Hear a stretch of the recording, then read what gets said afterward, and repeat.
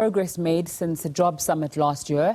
In October last year, the Presidential Job Summit was convened to address South Africa's soaring unemployment rate. The delegates discussed ways to grow the economy. Today's report comes from the National Economic Development and Labour Council, or NEDLAC, that brings government, business unions and civil society to one table. Economist Xhanti Payi joins me via Skype now. Xhanti, thanks so much for your time.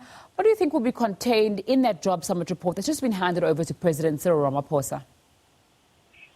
Good evening. Look, I think the interesting thing about that process was that actually, all the stakeholders attempted to be there. But at the end of it, we know that the Job Summit did not, in the end, actually satisfy anybody, or at least not many people, in terms of how it actually turned out.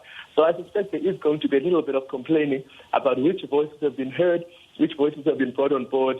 And I suspect that is probably one of the big things that is going to come out there, is how some people would have felt that they were excluded in terms of the deliberations and certainly the discussions on the day and in the process.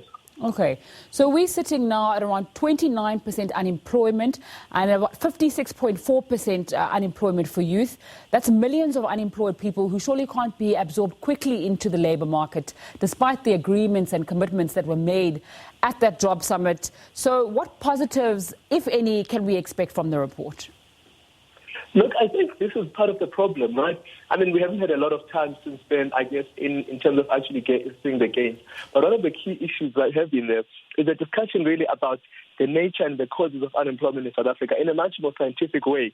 I think many times we've had, stories here and there, anecdotes, but also one of the key issues is how we think about unemployment and how we think about work.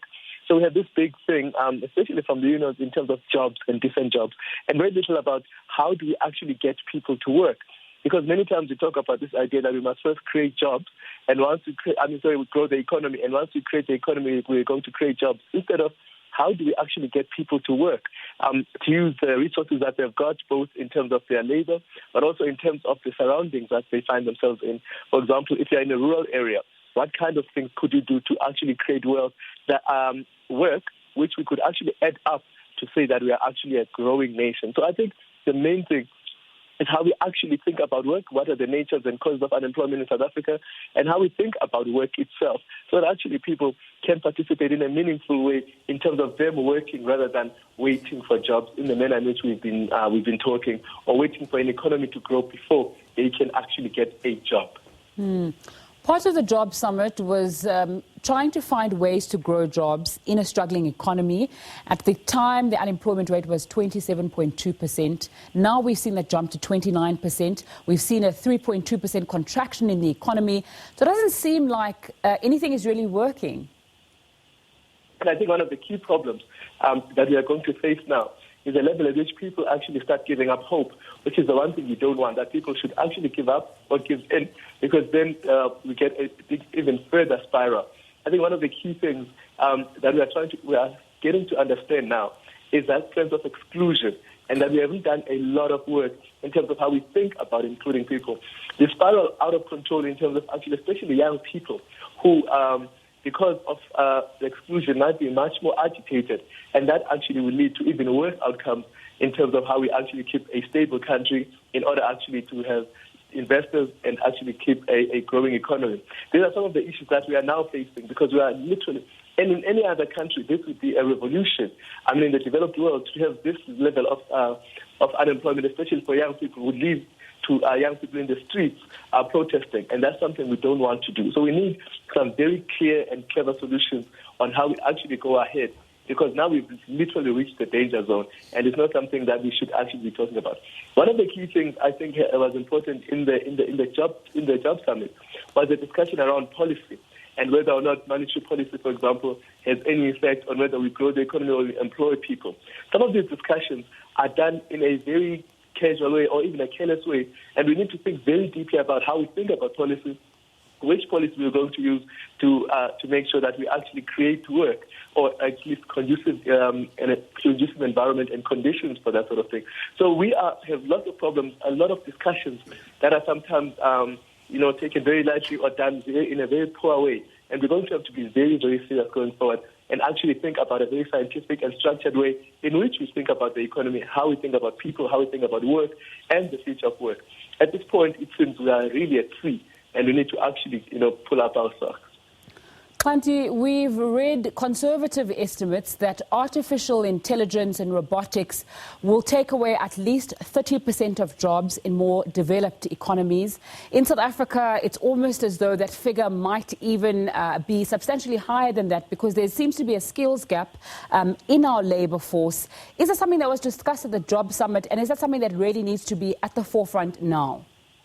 Yes, and I think there's an overemphasis on the idea of the fourth industrial revolution in terms of it taking jobs. Because actually, if we think about it and we think about it clearly, we can think about what kind of jobs we think it could actually take, what kind of jobs robots could take, and what kind of jobs actually we could live for human beings, and actually we could make sure that we promote what kind of work, as I say, what kind of work we could promote for people, and what kind of work we will leave to robots.